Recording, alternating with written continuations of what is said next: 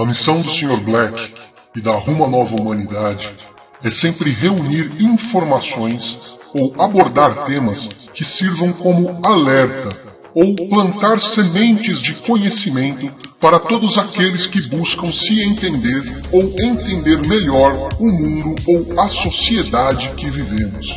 Juntamos, organizamos e distribuímos informações. Entender, acreditar e compartilhar é algo individual de cada ser.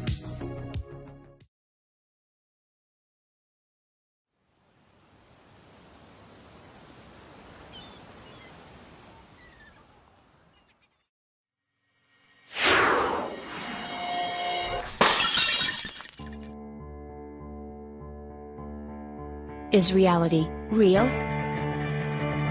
Or could we be living in a sophisticated simulation?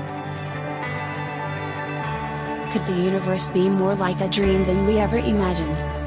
Remember, you are the dreamer. You build this world. How can science help us answer these questions? Welcome to the simulation hypothesis.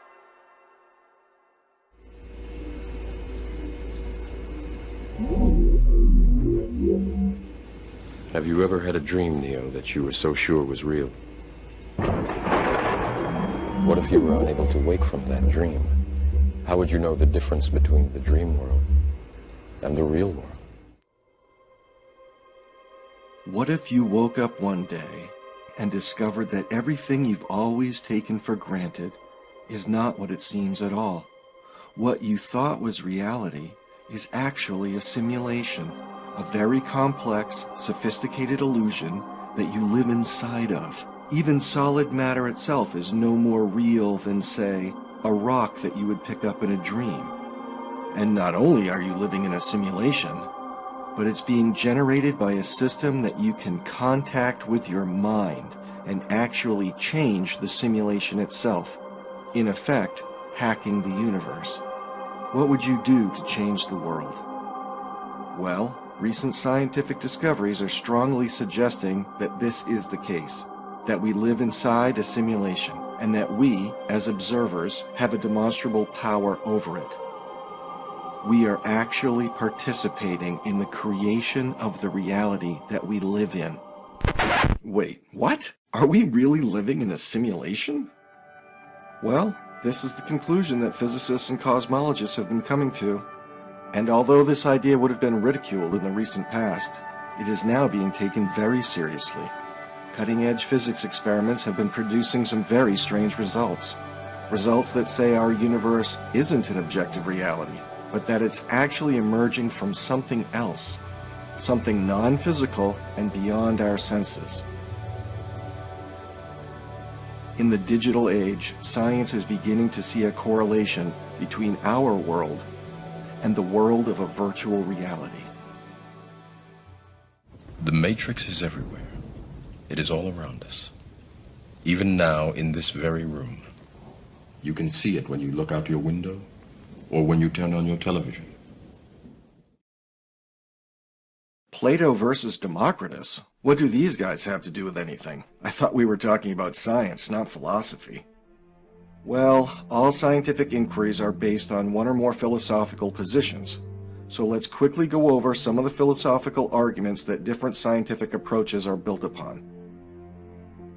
Ancient Greek philosophers already had the basic idea of the atom, and they used this idea to help them explain how reality worked. Out of all their various conversations, several very different views emerged. These views are best expressed in the works of Plato and Democritus. Democritus built his philosophy of materialism on the assumption that atoms are eternal, indestructible, and are the only things that really exist. All other things exist, said Democritus, only because they are composed of atoms. Following this logic leads you to believe that consciousness is a product of physical processes in the brain. This is the philosophical assumption that Isaac Newton, Charles Darwin, and most Western scientists until very recently built their work on. Plato built his philosophy of idealism on the assumption that the basic underlying structure of everything isn't the atom, but abstract mental forms that determine an object's properties. Plato believed that ideas are more fundamental than objects.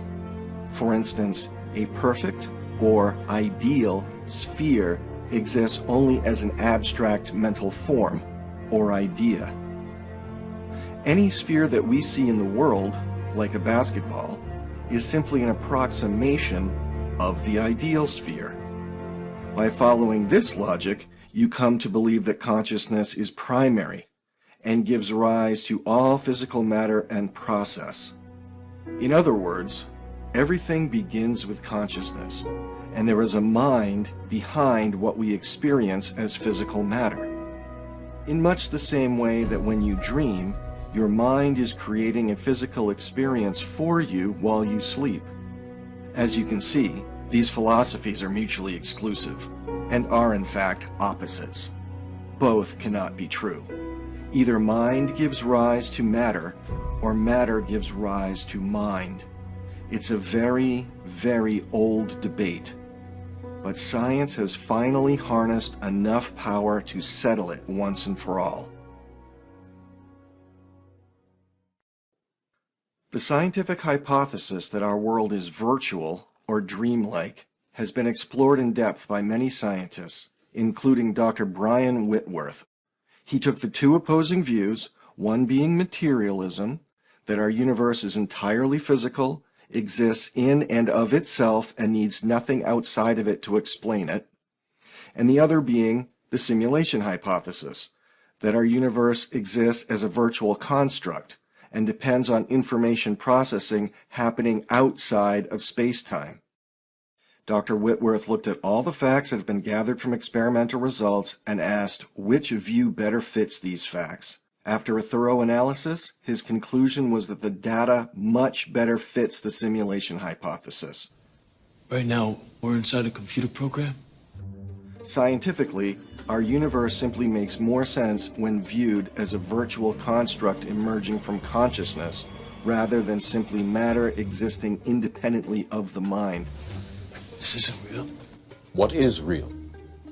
How do you define real? The analysis starts at the beginning, with the Big Bang. This well-established cosmological model demonstrates that space-time was created by a single event billions of years ago and expanded into what we see around us today.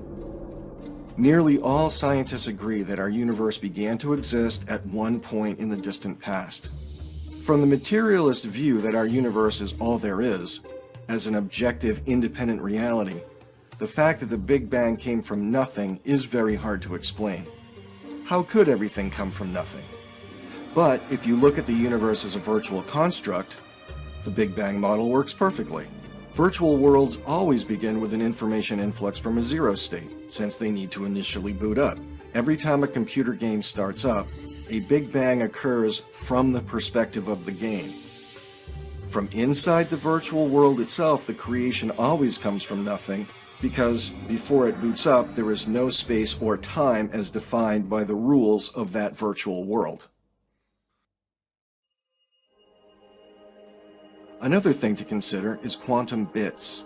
The fact that light is quantized as photons, electricity as electrons, etc., better fits the hypothesis that we live in a virtual construct, because in digital processing, all data must have a minimal quantity, represented by bits or pixels, and our world displays the same property. Every computer-generated image breaks down into pixels when examined closely, and this is what science has found in nature. In the past century, physicists have discovered that matter really is quantized, composed of fundamental, indivisible particles billions of times smaller than an atom. And, as science has discovered more and more about the way the universe behaves, it has become clear that nature is a matrix of computable bits. Space is quantized, time is quantized, energy is quantized. Everything is made of individual bits, which means the universe has a finite number of components, which means it has a finite number of states, which means it's computable.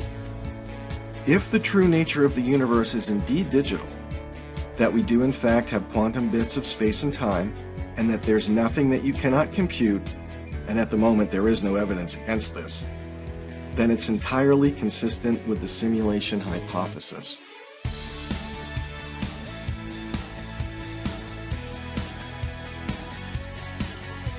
Well, how does living in a virtual reality benefit me? Do I get superpowers? Can reality be hacked? Can we reprogram nature and take control of our experience? Are we, in a sense, already doing this, but simply unaware of it? Okay, for the sake of argument, let's say the data does fit the simulation hypothesis better than it fits materialism. That's all well and good. But is there any solid evidence of computer programming in nature? It seems there is. Theoretical physicist James Gates has actually found computer code hidden deeply in the equations that describe supersymmetry. So you're saying as you dig deeper, you find computer code writ in the fabric of the cosmos? Into the equations that we want to use to describe the cosmos, yes. Computer code? Computer code, strings of bits of ones and zeros. It's not just sort of resembles computer code, you're saying it is computer code. It's not even just is computer code, it's a special kind of computer code that was invented by a scientist named Claude Shannon in the 1940s. So are you saying we are all just, there's some entity that programmed the universe and we're just expressions of their code? Consider the fact of a maximum speed in nature, the speed of light. In 2011, scientists reported neutrinos traveling faster than the speed of light. But those findings were retracted when it was discovered that equipment used in the experiment was faulty. Nothing has ever been seen to travel faster than the speed of light. Nature has a maximum speed, and events in a virtual world would also obey a maximum speed since they would be limited by a finite processor. There's also the curving of space by massive objects and time dilation at very high speeds. Both phenomena correlate to virtual processing load effects. High matter concentrations in our universe may constitute a high processing demand, such that massive objects would slow down the information processing of space-time, similar to the way that high data demands in a computer will slow down the processing speed. Every digital symbol created by the same program is identical to every other in the same class. In computing terms, objects are simply instances of a general class. The fact that all quantum objects are identical in each class, photon, electron, etc., correlates to a digital equivalent, since in a virtual world, every digital object created by the same code is identical. While the objects we see in our world have individual properties, the quantum bits that they are built from are all pressed from identical molds. The simulation hypothesis suggests that this is the case because each bit is created by the same program. Taken together, all of this might constitute what the courts refer to as sufficient weight of evidence, favoring idealism and the simulation hypothesis over materialism. When coincidences continue to pile up and combine with explanatory power, it presents a very strong plausibility argument, or even a proof. But even more convincing evidence is provided by cases that the simulation hypothesis can easily explain, but which materialist models have tremendous difficulty with. One such case is non-locality.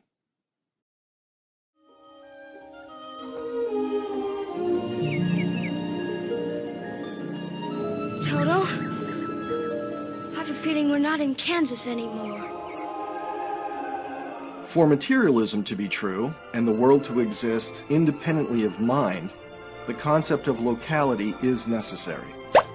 This means that for objects to interact, they must be in close proximity.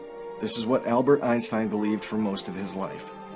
To understand quantum entanglement and non-locality, we should take a look at Einstein's life and his role in the development of quantum mechanics.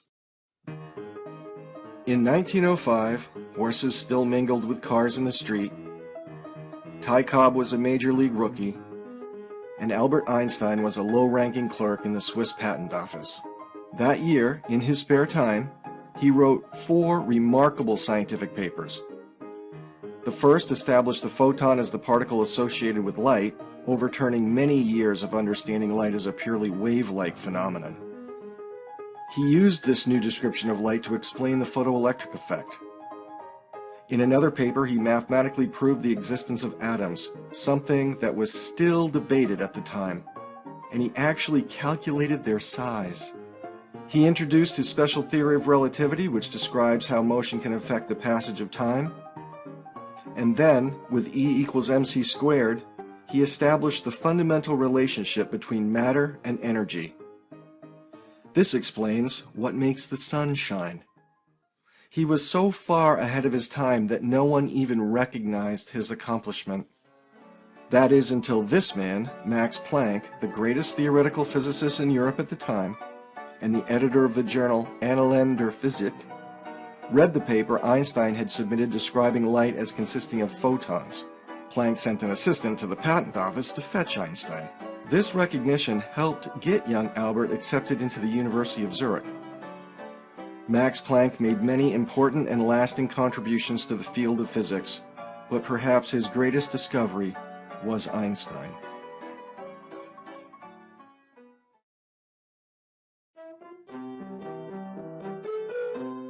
This bright young chap is Niels Bohr. He grew up in Copenhagen, Denmark, and received his PhD by age 26. Not too shabby. He studied Einstein's paper proving the existence of atoms, and in 1913 he introduced a conceptual model for the workings of the atom, and it's still the one taught today.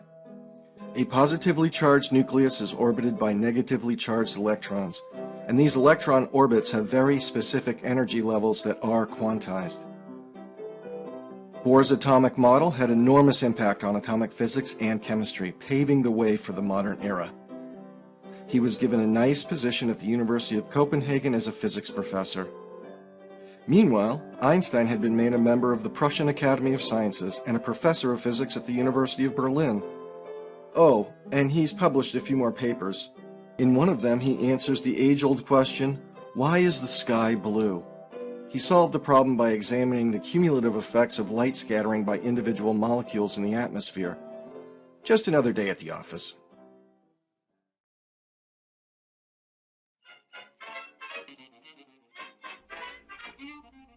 Well, it's the 1920s and every young boy wants to be Charlie Chaplin. This one wanted to be a scientist. His name is Werner Heisenberg. You may be familiar with his famous uncertainty principle, which sets hard limits on empirical inquiry. In 1925, he introduced a concept known as matrix mechanics in an attempt to explain how energy is absorbed by atoms. He did this by describing atoms not as actual physical objects, but as mathematical matrices that evolve over time. Matrix mechanics was very radical stuff, and it didn't look like traditional physics at all. Niels Bohr accepted Heisenberg's ideas as valid. But most other physicists, including Einstein, thought of them as something of a fad that would fade away once a better theory was found. Heisenberg became a professor himself and started to spread his own ideas.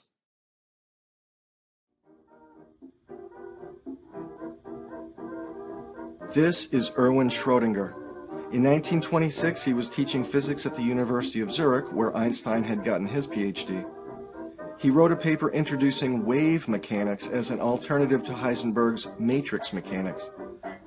It was Schrödinger who first claimed that two particles could be entangled and that they would behave as one system, as one thing, mind you, even if they were separated in space. This meant that any interaction with, observation, or measurement of one of the entangled particles would cause an instantaneous effect in the other, even at great distances across space, up to and including infinite distance in space. This is what is known as non-locality. For the majority of physicists, who were, after all, completely invested in a materialist view of the universe, this was truly unacceptable, and simply could not be true. even if all the equations worked. They just needed to put their heads together and figure out what was really going on with this newfangled wave and matrix mechanics. Einstein took particular interest in this problem because it was he who had let the genie out of the bottle with his photon and the quantum theory of light.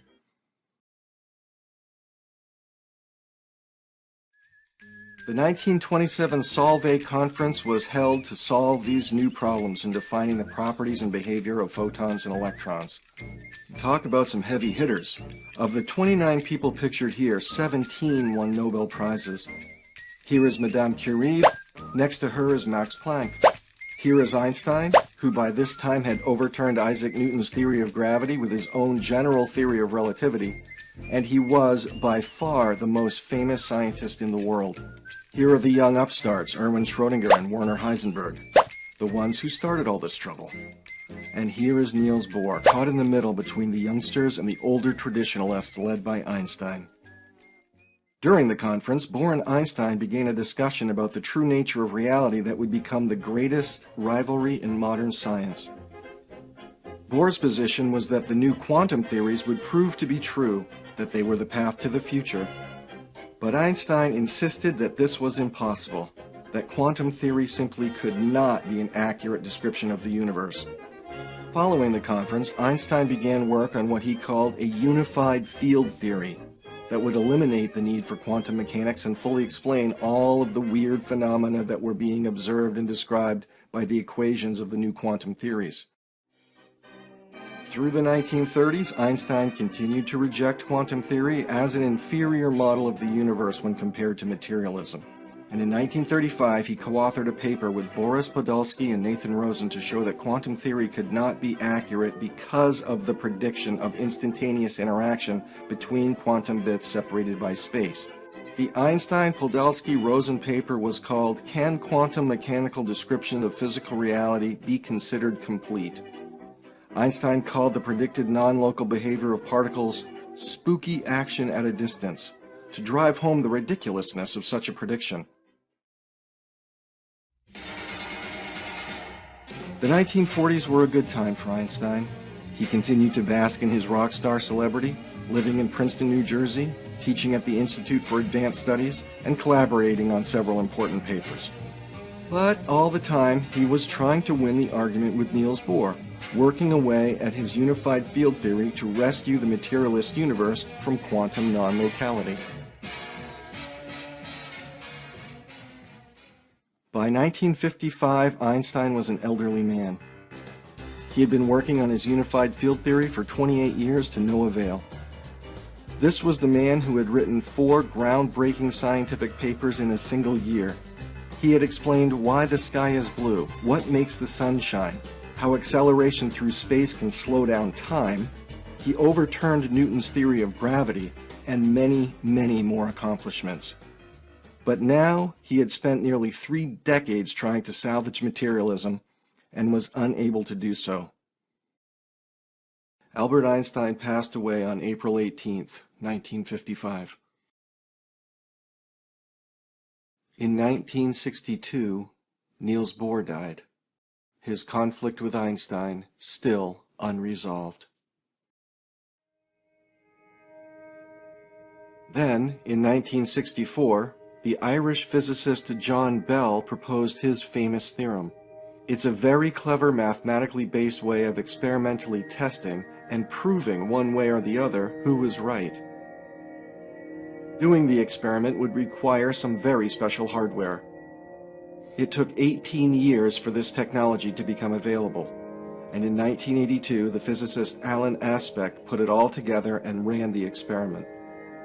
The results confirmed that non-locality was actually real. What Schrödinger had called entanglement, and was defended by Bohr but ridiculed by Einstein, was a fundamental property of nature.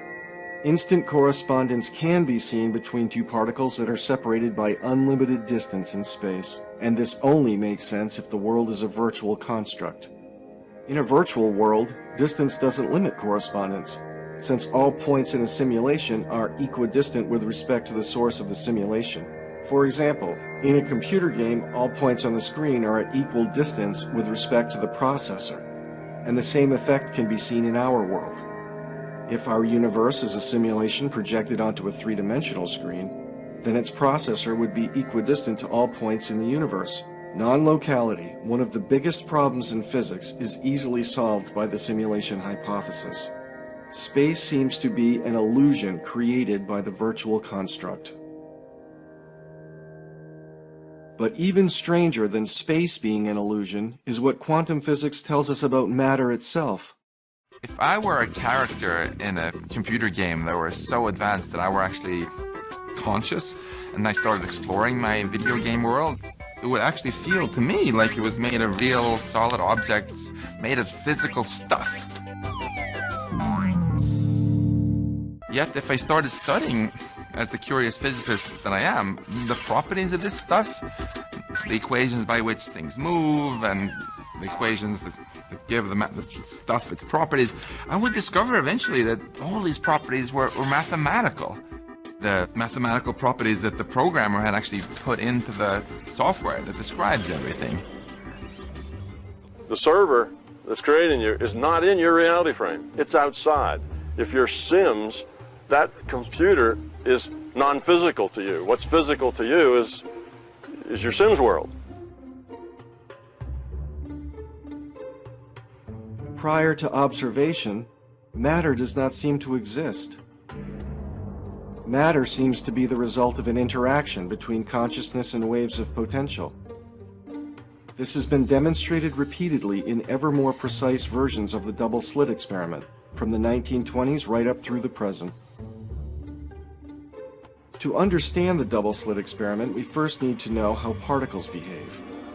If we shoot small objects at a detector, we will see a clump pattern form where they went through the slit and impacted. If we add a second slit, we would expect to see a second clumping duplicated to the right. Now let's look at waves. The waves go through the slit and radiate out, striking the back wall with the most intensity directly in line with the slit. The line of brightness on the back screen shows that intensity. This is similar to the clump pattern. But when we add the second slit, something different happens.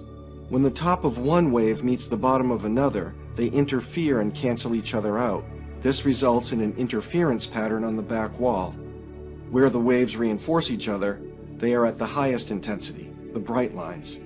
And where they cancel each other out, there is nothing.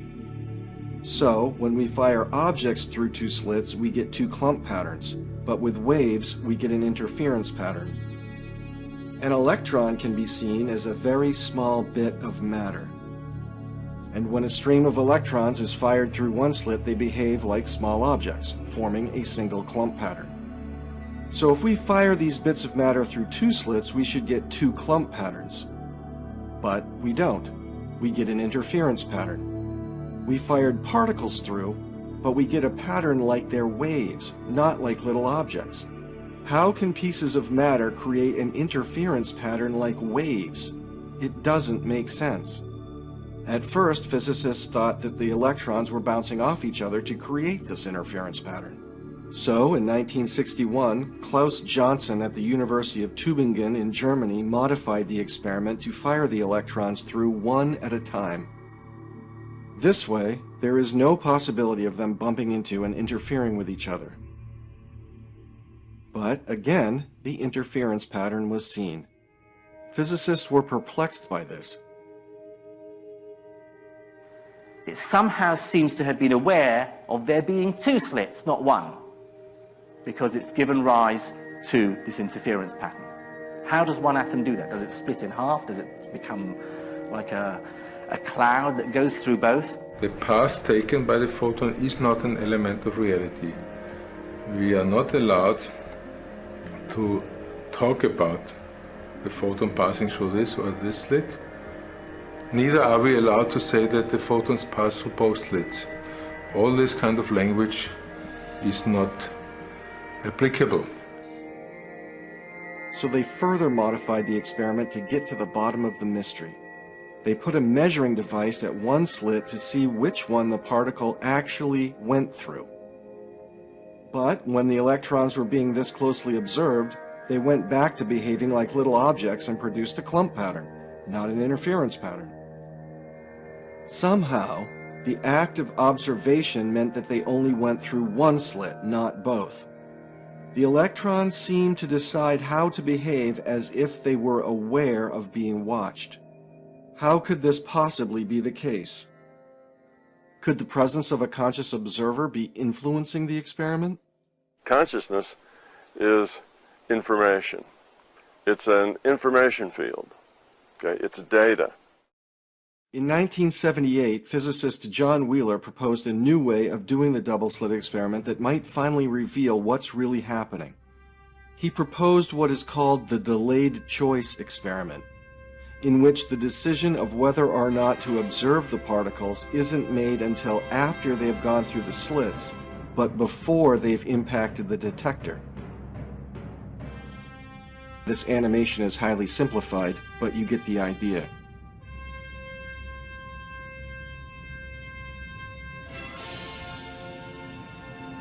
Here comes the light.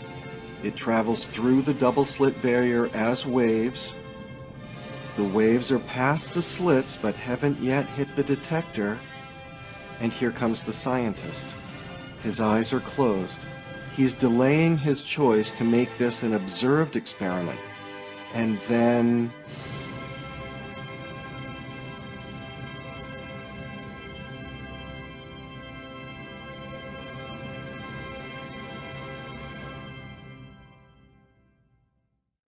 The results of the experiment didn't solve the mystery. Instead, it got even stranger. Because what was found was that at the moment of decision to observe, the waves became particles. And not only that, but they actually made a record of themselves as having traveled through the slits as particles. Yes, you heard me. Deciding to run the observed experiment causes the waves to become particles, and this causal force extends backwards in time. Our choice of what experiment to do determines the prior state of the electron. Running the experiment unobserved does not cause this effect.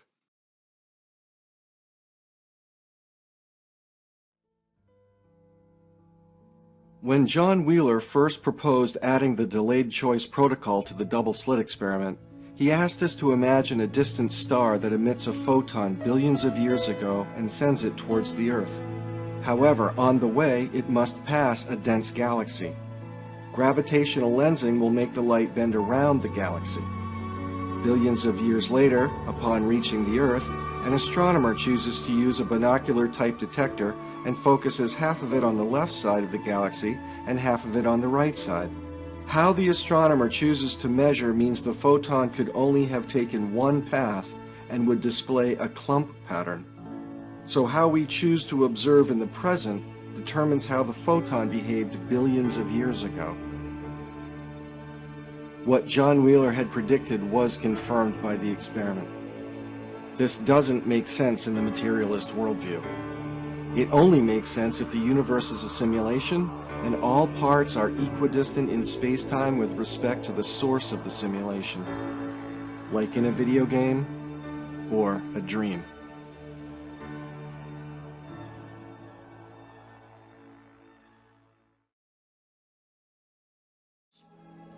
The Force?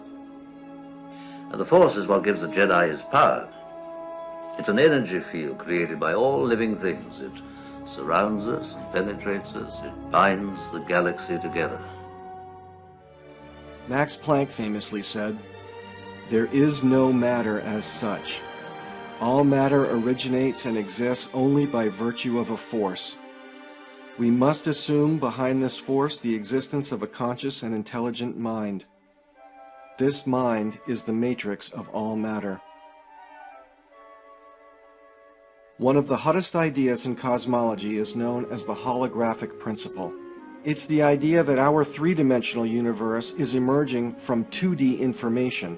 That is, three-dimensional objects are composed of information spread out on a two-dimensional surface, in the same way that a hologram produces a three-dimensional image from two-dimensional information. The holographic principle tells us something very surprising. It says that our ideas of volume, and in a sense, the world, might be a kind of illusion. First of all, I would say it should be clear that this whole holographic story is the most radical thing that has happened to our understanding of space, time, matter, since the invention of quantum mechanics and relativity. Quantum theory in general, and the results of the experiments that have been run in this area, reinforce the holographic principle. Is there any test that we could do to scientifically prove that the universe is a virtual construct and not materialist in nature? Well, you may think that scientists would have run out of ways to do the double slit experiment. But you'd be wrong. The delayed choice quantum eraser experiment was first performed in 1999 by Marlon Scully, Yoon-Ho Kim, and collaborators. Dr. Kim was consulted to ensure the accuracy of this presentation. The experiment begins in the top left corner with a photon source behind the barrier with two slits. A crystal is placed in front of the barrier which splits the photons into entangled pairs. This lens has the task of directing one of each pair, which have traveled through either slit, so that they will impact at detector 0. When a photon comes through the first slit and is split into an entangled pair, one of them flies through the lens and into detector 0. The second flies downward and is redirected by the prism into the green half-silvered mirror. Half-silvered means that they allow light to pass through 50% of the time. The other 50% are reflected. So, on average, half of the photons are reflected up and impact detector 4. The other half simply travel through, reflect off a full mirror, and reach another half mirror. They can either travel through it and hit detector 1, or be reflected into detector 2. Photons traveling through the second slit are also split up into pairs, with one traveling down and redirected by the prism. At the first half mirror, 50% are reflected and impact detector 3. The others travel straight through and are reflected into the second half mirror. 50% of these travel through and impact detector 2. The other 50% are reflected and hit detector 1. So, all the photons that came from the first slit on the red path could only impact detectors 1, 2, and 4. They can never reach detector 3. All photons coming from the second slit, the blue path, can only impact detectors 1, 2, and 3, but never detector 4. So any photons hitting detector 4 must have traveled through the first slit, and any photons hitting detector 3 must have traveled through the second slit. For photons that impact detectors 1 and 2, it is impossible to determine which slit they came from, because these two detectors can be reached from either red or blue path. The path of their actual origin has been erased by the experimental setup. So what is the function of detector 0? The results of the experiment are related to the time it takes the photons to travel through the apparatus. The shorter the path, the faster the photon reaches the detector, and the shortest path is always to detector 0. So when the photons are split up into pairs, one of them is always recorded at detector 0 first, and then, with a delay, the partner photon hits one of the other detectors. The coincidence counter records the results of all 5 sensors. It establishes a connection between the measurements at detector 0 with the partner photons that reach detectors 1 through 4. This way, each single photon registered at detector 0 can be precisely assigned to a partner at the other detectors. Let's get ready to rumble! This showdown was 2,500 years in the making, and it's for all the marbles, folks. They're playing for the entire universe. It's Plato versus Democritus, idealism versus materialism. Head to head, winner takes all. Now, this apparatus can get moving along at a pretty good clip. So they fire a whole slew of photons through here, let the experiment run, gather plenty of data, and then run the analysis.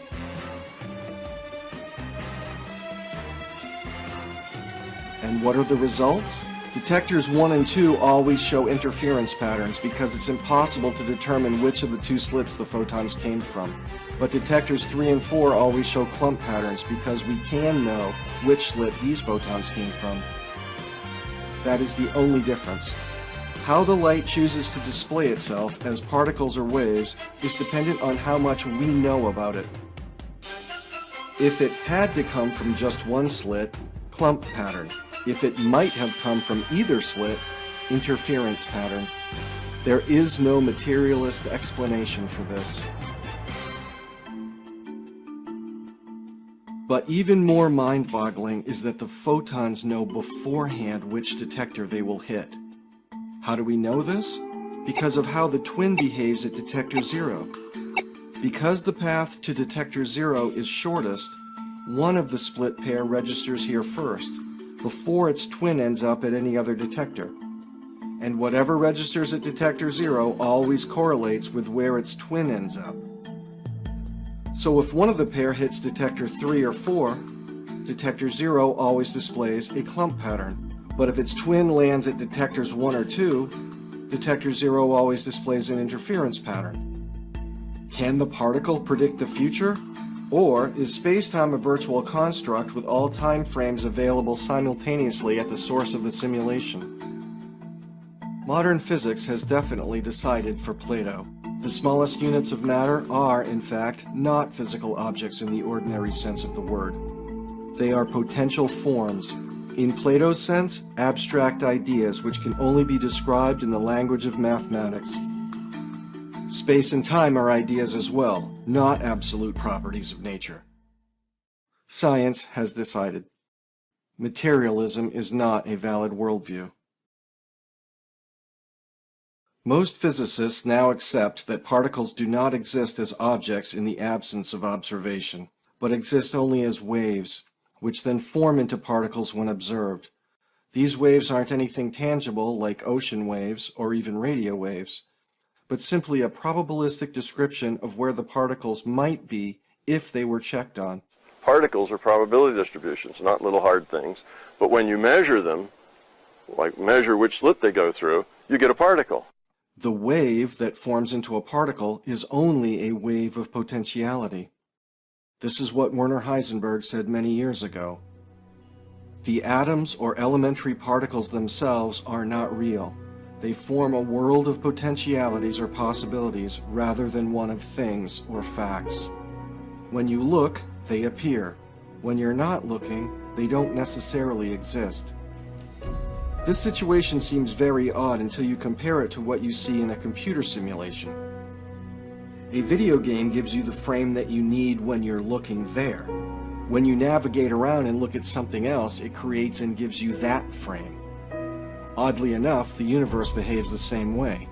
Our world really does seem to be pixelated, and it only assumes definite form when observed. The very same way computer simulations behave. This is why the simulation hypothesis is now taken seriously by an increasing number of experts. I personally find that I gravitate more towards the information theoretic point of view and believing that the universe that I exist in is a very good, high-quality simulation.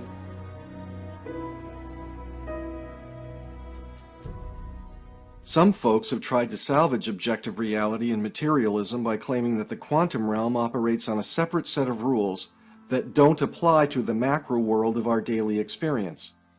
This idea is called macro-realism. The scientists Leggett and Garg proposed an idea similar to Bell's theorem, known as an inequality, to test whether there is a limit on quantum effects. But in 2011, a team led by Stephanie Simmons and George Nee experimentally demonstrated violations of the Leggett-Garg inequality. And these results have been duplicated many times since then, showing that macro reality emerges from quantum reality. So you can't separate the two. Reality is all emerging from the same source and operates by the same rules at all levels. The double-slit experiment has been successfully performed with larger objects such as atoms, molecules, and even buckyballs, spherical structures made of 60 carbon atoms. Scientists are currently designing experiments to do this with mid-sized proteins and viruses. Non-local entanglement has been recorded between pairs of small diamonds, aluminum chips big enough to be seen with the naked eye. A small metal paddle has even been placed into a state of non-local superposition. As of February 2015, macro-realism has failed every single experimental test. The fact that quantum effects exist at the macro level is what makes quantum computing possible. And quantum computing takes place on a daily basis at Dr. Seth Lloyd's MIT Qubit laboratory. The idea that you can prevent the downfall of materialism by claiming that the macro world is separate from the quantum world simply doesn't work. Reality is all emerging from the same source. So, is the quantum realm different? No, no different. Only different in your mind. You must unlearn what you have learned. Okay, fine. So the science says that we may really be living in a simulation. But what does that mean? Am I being kept alive in one of those scary pod things from the Matrix? Is my brain sitting in a jar somewhere with wires hooked up to it? Is someone else in control of my thoughts, feelings, and dreams? Why is all of this so mysterious and difficult to understand? Wouldn't a creator want me to know what's going on? Is the creator afraid to expose their true intentions? Is he hiding from us? Why?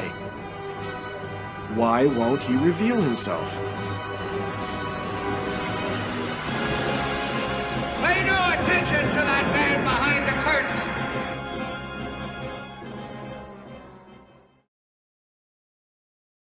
What if part of your subconscious is still connected to the original consciousness that programmed this virtual reality? After all, we know that our subconscious can create a physical experience for us while we sleep. Genuine inspiration, right? Now in a dream, our mind continuously does this. We create and perceive our world simultaneously, and our mind does this so well that we don't even know what's happening.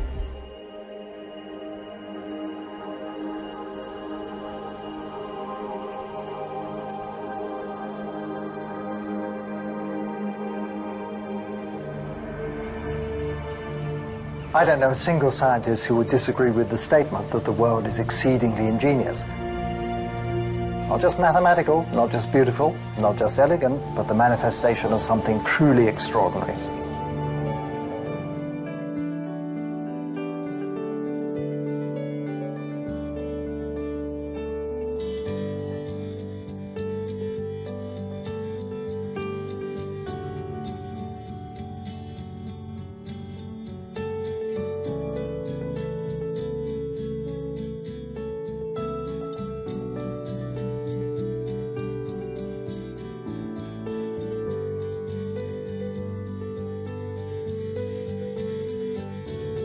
Albert Einstein was one of the smartest people who ever lived. In 1 year, he wrote 4 of the most important papers in the history of physics and introduced sweeping changes that ushered in technologies ranging from lasers to the global positioning system. At the end of his life, after spending 28 years searching for a unified field theory built on materialism, Einstein seemed to change his mind about the fundamental nature of the universe.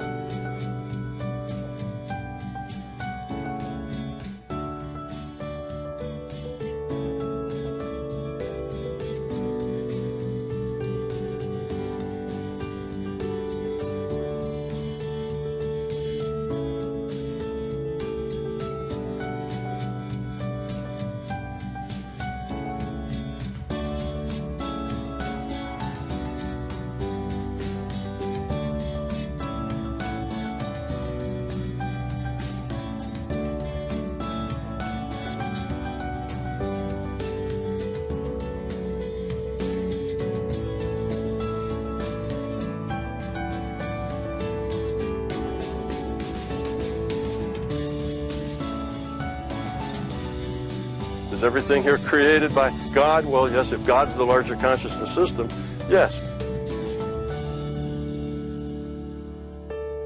If we can all agree on one thing, it should be that science means discovery. That's good. You've taken your first step into a larger world.